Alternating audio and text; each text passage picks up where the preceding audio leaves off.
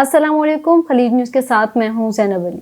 ناظرین، 20 جولائی کو جہاں سب لوگ بڑی عید کی تیاری میں مصروف تھے، وہیں ہمارے دارالحکومت اسلام آباد کے پوسٹ سیکٹر F74 میں ایک گھر میں پاکستان کے سابق سفیر شوکت علی مقدم کی 27 سالہ بیٹی نور مقدم کو زاہد جعفر کی جانب سے بے دردی سے قتل کیا جاتا ہے۔ زاہد جعفر جو ہے وہ اسلام آباد کے ایک معروف تعمیراتی کمپنی کے چیف ایگزیکٹو آفیسر کے بیٹے ہیں۔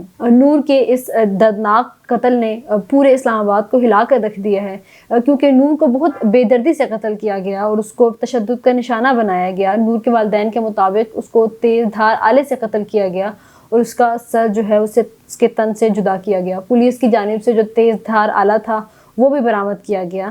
دوسری جانب یہ بھی کہا جاتا رہا کہ جو ملزم ہے اس کی ذہنی حالت ٹھیک نہیں تھی، لیکن SSP انویسٹیگیشن عطاء الرحمان نے کہا کہ جو ملزم کو جب وقوع سے گرفتار کیا گیا تو اس کی ذہنی حالت بالکل ٹھیک تھی، وہ اپنے پورے ہوش و حواس میں تھا۔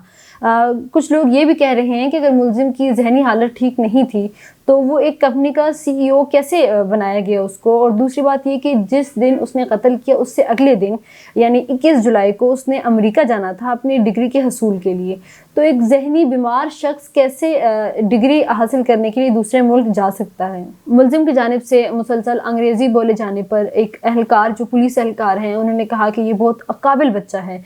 اس بیان کے بعد بھی سوشل میڈیا پر کافی رد عمل دیکھنے کو ملا، کیونکہ اگر پولیس اہلکار کی جانب سے ایسا بیان آئے گا تو اس سے انصاف کے حصول میں پھر خلل سب کو دکھائی دیتا ہے۔ اگر نور کے اہل خانہ کی بات کی جائے تو جو نور کی والدہ ہیں وہ نور کے جنازے پر مسلسل یہ کہتی ہوئی سنی گئیں کہ میں نے سب کچھ اللہ پر چھوڑ دیا، لیکن نور کے جو والد صاحب ہیں انہوں نے کہا ہے کہ میں انصاف کے حصول کے لیے آخری حد تک جاؤں گا۔